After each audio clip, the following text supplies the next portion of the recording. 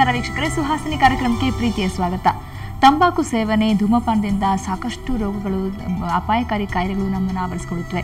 ಇದು ವಿಶ್ವ ತಂಬಾಕು ರಹಿತ ದಿನ. ಈ ದಿನದಿಂದಂದೇ ನಾವು ಪ್ರಮಾಣ ಮಾಡೋಣ, ತಂಬಾಕು ಮತ್ತು ಧೂಮಪಾನ ಬಿಟ್ಬಿಡೋಣ ಅಂತ. ಯಾಕಂದರೆ ತಂಬಾಕಿನಿಂದ, ಧೂಮಪಾನದಿಂದ ಯಾವೆಲ್ಲ ಕಾಯಿಲೆಗಳು ಬರುತ್ತವೆ ಅಂತ ನಿಮಗೆಲ್ಲ ಗೊತ್ತಿದೆ. ಅದರಲ್ಲೂ ಒಂದು ಬ್ರಾಂಕೈಟಿಸ್ ಯಾಕೆ ಬರುತ್ತೆ, ಅದಕ್ಕೆ ಪರಿಹಾರ ಏನು ತಿಳ್ಕೊಳ್ಳೋಣ. ಇದನ್ನು ಸುಹಾಸಿನಿಯಲ್ಲಿ ಮತ್ತೊಮ್ಮೆ ಕಾರ್ಯಕ್ರಮಕ್ಕೆ ಸ್ವಾಗತ. ನಾನು ನಿಮ್ಮ ಗೆಳತಿ Sabitha.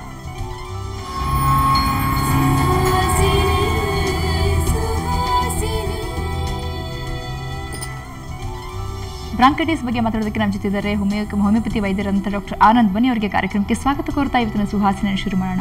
Doctor, welcome to the show. ನಮಸ್ತೆ. ಸೊ ಬ್ರಾಂಕೈಟಿಸ್ ಬಗ್ಗೆ ತಿಳ್ಕೊಳ್ಳೋಕ್ಕಿಂತ ಮುಂಚೆ ತಂಬಾಕು ಸೇವನೆ, ಧೂಮಪಾನದಿಂದ ಯಾವೆಲ್ಲ ಅಪಾಯಗಳು ಇದೆ ಅನ್ನೋದು ತಿಳ್ಕೊಬೇಕಾಗುತ್ತೆ. ಸೊ ಏನಂತೀರಾ ಇದಕ್ಕೆ? ನೋಡಿ, ಖಂಡಿತವಾಗಿಯೂ ತಂಬಾಕು ಸೇವನೆ ಅಂದರೆ ಟೊಬ್ಯಾಕೊ ಸ್ಮೋಕಿಂಗ್ ಅನ್ನೋದು it is obviously injurious to health ಅಂತ ಹೇಳ್ತೇವೆ. ಸೊ ಇದನ್ನು ವರ್ಲ್ಡ್ ಹೆಲ್ತ್ ಆರ್ಗನೈಸೇಷನ್ WHO ಅನ್ನೋದು ಮೊಟ್ಟ ಮೊದಲನೇ ಬಾರಿಗೆ 1987ರಲ್ಲಿ ವರ್ಲ್ಡ್ ನೋ ಟೊಬ್ಯಾಕೊ ಡೇ ಅಂತ ಅಂದ್ಬಿಟ್ಟು ಪ್ರಾರಂಭ ಮಾಡ್ತು. ಸೊ ಇದರ ಮುಖ್ಯ ಉದ್ದೇಶ ಅಂದರೆ ಆಬ್ಜೆಕ್ಟಿವ್ ಏನಂತ ಅಂದರೆ, ಕನಿಷ್ಠ ಯಾರು ಈ ತಂಬಾಕು ಸೇವನೆ ಮಾಡ್ತಾರೆ ಅಂಥವರು ಕನಿಷ್ಠ 24 ಗಂಟೆ ಕಾಲ ಈ ತಂಬಾಕು ಸೇವನೆಯಿಂದ ದೂರ ಇರುವಂಥದ್ದು ಇದ್ರ ಮುಖ್ಯ ಉದ್ದೇಶ. ಜೊತೆಗೆ ತಂಬಾಕು ಸೇವನೆ ಮಾಡಿದರೆ ಯಾವುದೇ ರೀತಿ ಪರಿಣಾಮ ಉಂಟಾಗುತ್ತೆ ಅನ್ನೋದನ್ನ ತಿಳುವಳಿಕೆ ಮಾಡೋದ್ರ ಮೂಲಕ ಈ ಕಾರ್ಯಕ್ರಮನ ಹಮ್ಮಿಕೊಳ್ಳಲಾಗುತ್ತೆ. ಯೂಶ್ವಲ್ ಆಗಿ ಈ ತಂಬಾಕು ಸೇವನೆಯಿಂದ ಸಾಮಾನ್ಯವಾಗಿ ಲಂಗ್ ಕ್ಯಾನ್ಸರ್ ಹೆಚ್ಚಾಗಿ ಕಂಡುಬರ್ತಕ್ಕಂಥದ್ದು, ಮತ್ತು ಶ್ವಾಸಕೋಶ ತೊಂದರೆಗಳು ಹೆಚ್ಚಾಗಿ ಕಂಡುಬರುತ್ತೆ. ಮತ್ತು ಈಗ ತಾನೇ ಹೇಳಿದ್ರು ತಾವು ಬ್ರಾಂಕೈಟಿಸ್ ಅಂತ ಅಂದ್ಬಿಟ್ಟು, ಅದು ಒಂದು ಸಾಮಾನ್ಯವಾಗಿ ಕಂಡುಬರ್ತಕ್ಕಂಥ ಕಾಯಿಲೆ ಅಂತಲೇ ಹೇಳ್ಬೋದು ನಾವು. ಓಕೆ, ಅಂದರೆ ಬ್ರಾಂಕೈಟಿಸ್ ಅಂತ ಹೇಳಿದ್ರೆ, ಬ್ರಾಂಕೈಟಿಸ್ ಏನು ಮುಖ್ಯವಾಗಿ ಏನಾಗುತ್ತೆ? ಶ್ವಾಸನಾಳದಲ್ಲಿ ಉರಿಯುತ್ತಾ ಅನ್ನೋದಷ್ಟು ಗೊತ್ತು, ಬಟ್ ಅದು ಬಿಟ್ಟು ಬೇರೆ ಲಕ್ಷಣಗಳೇನು ಅಂತ ನೋಡಿ. ಬ್ರಾಂಕಿಯಲ್ ಅಂತ ಅಂದರೆ just it is pertaining to the lungs ಅಂತ ಹೇಳ್ತೀವಿ. ಅಂದರೆ ಶ್ವಾಸಕೋಶಕ್ಕೆ ಸಂಬಂಧಪಟ್ಟ ತೊಂದರೆನ ನಾವು ಬ್ರಾಂಕಿಯಲ್ ಅಂತ ಹೇಳ್ತೀವಿ. ಸೊ ಯಾವುದೇ ರೀತಿಯಾದಂಥ ಇನ್ಫ್ಲಮೇಷನ್ ಈ ಲಂಗ್ಸಲ್ಲಿ ಆದರೆ ಅದನ್ನು ನಾವು ಬ್ರಾಂಕೈಟಿಸ್ ಅಂತ ಕರಿತೇವೆ. ಸೊ ನಾವು ಫಸ್ಟ್ ಆಫ್ ಆಲ್ ಈ ರೆಸ್ಪಿರೇಟರಿ ಟ್ರ್ಯಾಕ್ಟ್ ಬಗ್ಗೆ ತಿಳ್ಕೊಳ್ಳೋದಾದರೆ 2 ವಿಧವಾಗಿ ಡಿವೈಡ್ ಮಾಡ್ತೇವೆ. ಅಪ್ಪರ್ ರೆಸ್ಪಿರೇಟರಿ ಟ್ರ್ಯಾಕ್ಟ್ ಮತ್ತು ಲೋವರ್ ರೆಸ್ಪಿರೇಟರಿ ಟ್ರ್ಯಾಕ್ಟ್ ಅಂತ ಅಂದ್ಬಿಟ್ಟು, ನಮ್ಮ ಉಸಿರಾಟ ಏನದು ಮೂಗಿನಿಂದ ಶುರುವಾಗಿ ಲಂಗ್ಸ್ನಲ್ಲಿ ಕೊನೆಗೊಳ್ಳುವಂಥದ್ದು ನಾರ್ಮಲ್ ಆಗಿರೋಂಥ ಪ್ರೋಸೆಸ್ ಆ್ಯಕ್ಚುಲ್ ಆಗಿ. ಸೊ ಮೂಗು ಮತ್ತು ನಂತರದ ವಿಂಡ್ ಪೈಪ್ ಅಂತ ಹೇಳ್ತೀವಿ, ಟ್ರೇಕಿಯಾ ಅಂತ ಅಂದ್ಬಿಟ್ಟು, ಇವೆರಡನ್ನ ನಾವು ಅಪ್ಪರ್ ರೆಸ್ಪಿರೇಟರಿ ಟ್ರ್ಯಾಕ್ಟ್ ಅಂತ ಹೇಳ್ತೀವಿ. ಇಲ್ಲಿ ಯಾವುದೇ ಥರ ಇನ್ಫೆಕ್ಷನ್ ಆದರೆ ಅದನ್ನು ರೈನೈಟಿಸ್ ಅಂತ ಅಂತೀವಿ. ಇದು ಸಾಮಾನ್ಯವಾಗಿ ಅಲರ್ಜಿಕ್ ಮೂಲಕ ಕೂಡ ಆಗುವಂಥದ್ದು, ಮತ್ತು ವೈರಲ್ ಇನ್ಫೆಕ್ಷನ್ ಇಂದ ಕೂಡ ಆಗುವಂಥ ಸಾಧ್ಯತೆ ಇರುತ್ತೆ. ಮತ್ತು ನೆಕ್ಸ್ಟ್ ಲೋವರ್ ರೆಸ್ಪಿರೇಟರಿ ಟ್ರ್ಯಾಕ್ಟ್ ಅಂತ ಬಂದಾಗ, ಈ ಟ್ರೇಕಿಯಾ ಅಂತ ನಾನೇನು ಹೇಳಿದೆ, ಸೊ ಅದು it again divides into 2 parts, right and left ಸೈಡಲ್ಲಿ ಇದು ಡಿವೈಡ್ ಆಗುತ್ತೆ. ಸೊ ರೈಟ್ ಸೈಡ್ ಮತ್ತು again it divides into sub parts. ಅದನ್ನ ನಾವು primary bronchi, secondary bronchi, tertiary bronchi ಅಂತ ಹೇಳ್ತೇವೆ. ಇದು ಡಿವೈಡ್ ಆಗೋದು, ಅದನ್ನ ನಾವು ಸ್ಮಾಲ್ ಏರ್ ಸ್ಪೇಸ್ ಆಗಿ ಡಿವೈಡ್ ಆಗುತ್ತೆ, ಅದನ್ನು ನಾವು ಬ್ರಾಂಕ್ಯೂಲ್ ಅಂತ ಕರಿತೇವೆ. ಸೊ ಯಾವುದೇ ರೀತಿಯಾದಂಥ ಇನ್ಫ್ಲಮೇಷನ್ ಈ ಬ್ರಾಂಕ್ಯೂಲ್ಸಲ್ಲೇ ಆಗಲಿ ಅಥವಾ ಈ ಬ್ರಾಂಕೈಯಲ್ಲಿ ಆದಾಗ ಅದನ್ನು ನಾವು ಬ್ರಾಂಕೈಟಿಸ್ ಅಂತ ಕರಿತೇವೆ. ಈ ಬ್ರಾಂಕೈಟಿಸ್ ಸಾಮಾನ್ಯವಾಗಿ ಮಹಿಳೆಯರಲ್ಲಿ ಹೆಚ್ಚಾಗಿ ಕಂಡುಬರ್ತಕ್ಕಂಥದ್ದು ಒಂದು, ಜೊತೆಗೆ ಹಲವಾರು ಕಾರಣಗಳಿಂದ ಇದು ಕಂಡುಬರ್ತಕ್ಕಂಥ ಸಾಧ್ಯತೆ ಇರುತ್ತೆ. ಮುಖ್ಯವಾದ ಕಾರಣ ಅಂತ ಅಂದರೆ ಟೊಬ್ಯಾಕೊ ಸ್ಮೋಕಿಂಗ್ ಅಂತಲೇ ಹೇಳ್ತೀವಿ. 90% of the causes of bronchitis is mainly because of tobacco smoking ಅಂದರೆ ತಪ್ಪಾಗಲಾರದು.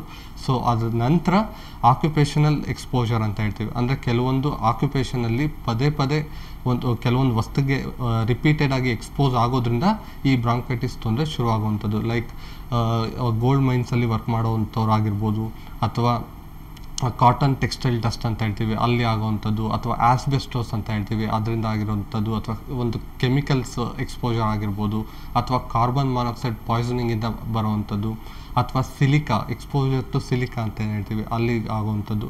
ಈ ರೀತಿಯಾಗಿ ರಿಕರೆಂಟಾಗಿ ಎಕ್ಸ್ಪೋಸ್ ಆಗ್ತಾ ಹೋದಾಗೆ ಅವ್ರಿಗೆ ರೆಸ್ಪಿರೇಷನಲ್ಲಿ ತುಂಬ ಪ್ರಾಬ್ಲಮ್ ಆಗಿ, ಸೊ ಫ್ರೀಕ್ವೆಂಟಾಗಿ ಅಂದರೆ ಚೆಸ್ಟ್ ಪೇನ್ ಬರುವಂಥದ್ದು, ಮತ್ತು ಬ್ರೆತ್ಲೆಸ್ನೆಸ್ ಆಗುವಂಥದ್ದು, ಮತ್ತು ಕೆಲವ್ರಿಗೆ ಮ್ಯೂಕಸ್ ಅಕ್ಯುಮುಲೇಷನ್ ಅಂತೀವಿ. ಅಂದರೆ ಜಸ್ಟ್ ಯಾವುದೇ ತೊಂದರೆ ಇರಲ್ಲ, ಜಸ್ಟ್ ಕಫ ಪದೇ ಬರೋವಂಥದ್ದು, ಅವರು ಆಚೆ ಹಾಕಬೇಕಾಗುತ್ತೆ, ಇಲ್ಲಾಂದರೆ ದೇ ಫೀಲ್ ಅನ್ಕಂಫರ್ಟಬಲ್ ಅಂತ ಹೇಳ್ತೀವಿ. ಸೊ ಈ ರೀತಿಯಾಗಿ ಅವರು ಪದೇ ಅವ್ರಿಗೆ ಉಸಿರಾಟಕ್ಕೆ ತೊಂದರೆ ಆಗೋದನ್ನ ನಾವು ಬ್ರಾಂಕೈಟಿಸ್ ಅಂತ ಡಯಾಗ್ನೋಸ್ ಮಾಡ್ತೀವಿ. ಈ ಬ್ರಾಂಕೈಟಿಸಲ್ಲಿ ಎಗೇನ್ 2 ಟೈಪ್ಸ್ ಇರುತ್ತೆ, ಅಕ್ಯೂಟ್ ಬ್ರಾಂಕೈಟಿಸ್ ಮತ್ತು ಕ್ರೋನಿಕ್ ಬ್ರಾಂಕೈಟಿಸ್ ಅಂತ ಹೇಳ್ತೀವಿ. ಅಕ್ಯೂಟ್ ಬ್ರಾಂಕೈಟಿಸ್ ಅಂತ ಅಂದರೆ it is of shorter duration ಅಂತ ಹೇಳ್ತೀವಿ. ಅಂದರೆ ಯೂಶ್ವಲ್ ಆಗಿ ಒಂದು 3 to 5 ಡೇಸಲ್ಲಿ ಬಂದು ಸಿವಿಯರ್ ಆಗಿ ಕಾಣಿಸ್ಕೊಳ್ಳುವಂಥದ್ದು, ಸಿವಿಯರ್ ಕೆಮ್ಮಿರುವಂಥದ್ದು, ಮತ್ತು ಜ್ವರ ಬರುವಂಥದ್ದು, ಮತ್ತು ತುಂಬ ಕಫ ಬರುವಂಥದ್ದು, ಇದು ತಕ್ಷಣ ಕಾಣಿಸ್ಕೊಂಡು ಒಂದು 5 ಡೇಸಲ್ಲಿ ಇದು ಡಿಸಪಿಯರ್ ಆಗುವಂಥದ್ದು. ಇದು ಮೇನ್ಲಿ ವೈರಲ್ ಅಥವಾ ಬ್ಯಾಕ್ಟೀರಿಯಲ್ ಅಥವಾ ಫಂಗಲ್ ಇನ್ಫೆಕ್ಷನಿಂದ ಕಾಣಿಸ್ಕೊಳ್ಳುವಂಥದ್ದು ಒಂದು. ಎರಡನೇ ವಿಧ ಅಂತ ಅಂದರೆ ಕ್ರೋನಿಕ್ ಬ್ರಾಂಕೈಟಿಸ್ ಅಂತೀವಿ. ಈ ಕ್ರೋನಿಕ್ ಬ್ರಾಂಕೈಟಿಸ್ಸು ಸಾಮಾನ್ಯವಾಗಿ ಹೆಚ್ಚಾಗಿ ಕಂಡುಬರ್ತಕ್ಕಂಥ ಕಾಯಿಲೆ. ಇದೊಂದು ದೀರ್ಘಕಾಲದ ಸಮಸ್ಯೆ ಅಂತಲೇ ಹೇಳ್ಬೋದು.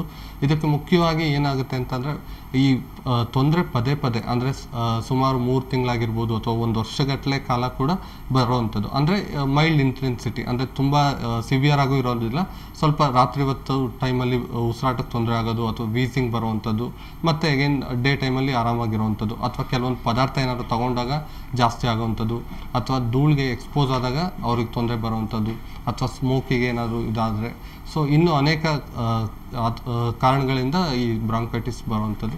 ಈ ಬ್ರಾಂಕೈಟಿಸ್ ಕಾರಣ ಹೇಳ್ಬೇಕಾದ್ರೆ ಹೇಳಿದ್ರಿ ಲೇಡೀಸಲ್ಲಿ ಜಾಸ್ತಿ ಅಂತ, ಮಹಿಳೆಯರಲ್ಲಿ ಯಾಕೆ ಹೆಚ್ಚಾಗಿ ಬ್ರಾಂಕೈಟಿಸ್ ಕಾಣ್ಕೊಳ್ಸೋದು? ಅಂದರೆ ಸ್ಮೋಕಿಂಗ್ ಹೊರತಾಗಿ ಏನು ಕಾರಣ ಅಂತ? ಸ್ಮೋಕಿಂಗ್ ಹೊರತಾಗಿ ನೋಡಿ, ಮಹಿಳೆಯರು ಅಂತ ಬಂದಾಗ ಆದಷ್ಟು ಅಡುಗೆ ಮನೆಯಲ್ಲಿ ಕೆಲಸ ಮಾಡೋದು ಹೆಚ್ಚಾಗಿರುತ್ತೆ. ಸೊ ಅವರಲ್ಲಿ ಆದಷ್ಟು ಫ್ಯೂಮ್ಸ್ ಆಗಿರ್ಬೋದು, ಹೊಗೆ ಬರೋದು, ಒಗ್ಗರಣೆಗೆ ಹಾಕುವಂಥ ಹೊಗೆ ಇರ್ಬೋದು, ಅಥವಾ ಬೇರೆ ಥರ ಇನ್ಯಾವುದೇ ರೀತಿಯ ಏನೇ ಕರಿಯೋವಂಥ ಪದಾರ್ಥ ಮಾಡ್ತಿರ್ಬೇಕಾದ್ರೆ ಹೊಗೆ ಬರುವಂಥದ್ದು, ಅದು ರಿಪೀಟೆಡಾಗಿ ಇನ್ಹೇಲ್ ಮಾಡ್ತಾ ಅವ್ರಿಗೆ ತೊಂದರೆ ಉಂಟಾಗುವಂಥ ಸಾಧ್ಯತೆ ಹೆಚ್ಚಾಗಿರುತ್ತೆ ಒಂದು. ಜೊತೆಗೆ ಇನ್ನೊಂದು ಪ್ಯಾಸಿವ್ ಅಥವಾ ಸೆಕೆಂಡ್ ಹ್ಯಾಂಡ್ ಸ್ಮೋಕ್ ಅಂತ ಹೇಳ್ತೀವಿ. ಅಂದರೆ ಅವರು ಆ್ಯಕ್ಟಿವ್ ಸ್ಮೋಕರ್ ಅಲ್ಲದೆ ಇರ್ಬೋದು, ಬಟ್ ಆ ಸ್ಮೋಕ್ ಅವ್ರಿಗೆ ಬರ್ತಾ ಇರೋದ್ರಿಂದ ಕೂಡ ಈ ತೊಂದರೆ ಕಾಣಿಸ್ಕೊಳ್ಳುವಂಥದ್ದು. ಇನ್ನೊಂದು ಕಾರಣ ಇರುತ್ತೆ ಏರ್ ಪೊಲ್ಯೂಷನ್ ಅಂತ ಹೇಳ್ತೀವಿ. ಈಗ ಅರ್ಬನೈಸ್ಡ್ ಸಿಟೀಸಲ್ಲಿ ಹೆಚ್ಚಾಗಿ ಏರ್ ಪೊಲ್ಯೂಷನ್ ಆಗೋದ್ರಿಂದ, ಸೊ ಅದರಿಂದ that is also one of the major cause for this bronchitis ಅಂತ ಹೇಳ್ಬೋದು. ಸೊ ಮಹಿಳೆಯರಲ್ಲಿ ಬ್ರಾಂಕೈಟಿಸ್ ಕಂಡು ಬಂದಾಗ ಮುಂದೆ ಅವ್ರು ಗರ್ಭಿಣಿ ಆದಾಗ ಅಂದರೆ ಮಗುಗೆ ಏನೋ ತೊಂದರೆ ಆಗೋ ಸಾಧ್ಯತೆ ಇದೆಯಾ? ಖಂಡಿತವಾಗಿಯೂ ಸಾಧ್ಯತೆ ಇದೆ. ಯಾಕೆಂದರೆ ಅದನ್ನು ಅರ್ಲಿ ಸ್ಟೇಜಸ್ಸಲ್ಲಿ ಅವರು ಗುರುತಿಸ್ಬಿಟ್ಟು ಅದಕ್ಕೆ ಟ್ರೀಟ್ಮೆಂಟ್ ತೊಗೋಬೇಕಾಗತ್ತೆ. ಅಂದರೆ ಇನಿಷಿಯಲ್ ಸ್ಟೇಜಸ್ಸಲ್ಲಿ ಈಗ ಅಕ್ಯೂಟ್ ಬ್ರಾಂಕೈಟಿಸ್ ಅಂತ ಹೇಳಿದೆ, ಸೊ ಅದು ಸಡನ್ನಾಗಿ ಬಂದು ಡಿಸಪಿಯರ್ ಆಗುವಂಥದ್ದು. ಸೊ ಆವಾಗ ಅವರು ಜಸ್ಟ್ ಟ್ಯಾಬ್ಲೆಟ್ಸ್ ತೊಗೊಂಡಾಗ ಕಡಿಮೆ ಆಯಿತು ಅಂತ ಅಂದಾಗ ಏನು ಟ್ರೀಟ್ಮೆಂಟ್ ಅಗತ್ಯ ಇರೋದಿಲ್ಲ. ಬಟ್ ಯಾವಾಗ ಅದು ಮತ್ತೆ ರಿಕರ್ ಆಗ್ತಾ ಇದೆ, ಮತ್ತೆ ಬರ್ತಾ ಇದೆ, ಬಟ್ ಅಷ್ಟೊಂದು ಲೆಟ್ಸ್ ಇಂಟೆನ್ಸಿಟಿ ಅಂತ ಹೇಳ್ತೀವಿ, ಸೊ ಆಗಿದ್ದಾಗ ಅವರು ಟ್ರೀಟ್ಮೆಂಟ್ ತೊಗೊಳ್ಳೇಬೇಕಾಗತ್ತೆ. ತಗೊಂಡಾಗ ಆ ಕಾಂಪ್ಲಿಕೇಶನ್ಸ್ನ ತಡೆಗಟ್ಬೋದು. ಇಲ್ಲದೆ ಹೋದರೆ ಮುಂದಕ್ಕೆ ಕಾಂಪ್ಲಿಕೇಶನ್ಸ್ ಅಂತ ಹೇಳ್ತೀವಿ, ಲೈಕ್ ಎಂಫೈಸಿಮಾ ಅಂತ ಹೇಳ್ತೀವಿ. ಅಂದರೆ ಲಂಗ್ಸಲ್ಲಿ ಇರ್ತಕ್ಕಂಥ ಎಲ್ಲ ಸ್ಪೇಸ್, ಅಂದರೆ ಲಂಗ್ಸು ಫೈಬ್ರೋಸಿಸ್ ಅಂತ ಹೇಳ್ತೀವಿ. ಅಂದರೆ ಲಂಗ್ಸ್ ಗಟ್ಟಿ ಆಗ್ತಾ ಹೋಗುವಂಥದ್ದು, ಲಂಗ್ ಟಿಶ್ಯೂ ಏನಿರುತ್ತೆ ಅದು ಗಟ್ಟಿ ಆಗುವಂಥದ್ದು, ಮತ್ತು ಎಲಾಸ್ಟಿಕ್ ಇದಿರುತ್ತೆ ಟಿಶ್ಯೂಸು, ಅದು ಎಲ್ಲ ಡೈಲೇಟ್ ಆಗುವಂಥದ್ದು, ಇದನ್ನು ಎಂಫೈಸಿಮಾ ಅಂತ ಕರಿತೇವೆ. ಸೊ ಇದಲ್ಲದಲೇ ಅಬ್ಸ್ಟ್ರಕ್ಷನ್ ಆಗುವಂಥದ್ದು, ಅಂದರೆ ಉಸಿರಾಟಕ್ಕೆ ತೊಂದರೆ ಆಗುತ್ತೆ. ಇದನ್ನು ನಾವು ಕ್ರೋನಿಕ್ ಅಬ್ಸ್ಟ್ರಕ್ಟಿವ್ ಪಲ್ಮನರಿ ಡಿಸೀಸ್ ಅಂತ ಕೂಡ ಹೇಳ್ತೇವೆ. ಸೊ ಇನ್ನೂ ಅನೇಕ ತೊಂದರೆ. ಇದು ಕ್ರೋನಿಕ್ ಬ್ರಾಂಕೈಟಿಸ್ನ ಕೆಲವ್ರಿಗೆ ಅಸ್ತಮಾ ಬರೋ ಕೂಡ ಚಾನ್ಸಸ್ ಕೂಡ ಇರುತ್ತೆ. ಓಕೆ ಡಾಕ್ಟರ್, ನಿಮ್ಮ ಜೊತೆ ಮಾತಾಡ್ತೀನಿ. ವೀಕ್ಷಕರೇ, ನಾವು ಮಾತಾಡ್ತಾ ಇದ್ವಿ ಬ್ರಾಂಕೈಟಿಸ್ ಬಗ್ಗೆ. ಬ್ರಾಂಕೈಟಿಸ್ ಯಾರಿಗೆ ಬರುತ್ತೆ, ಯಾಕೆ ಬರುತ್ತೆ ಅಂತ ತಿಳ್ಕೊಳ್ತಾ ಇದ್ವಿ. ಚಿಕಿತ್ಸೆಯನ್ನು ತಿಳ್ಕೊಳ್ಳೋಣ ಒಂದು ಚಿಕ್ಕ ಬ್ರೇಕ್ನ ನಂತರ.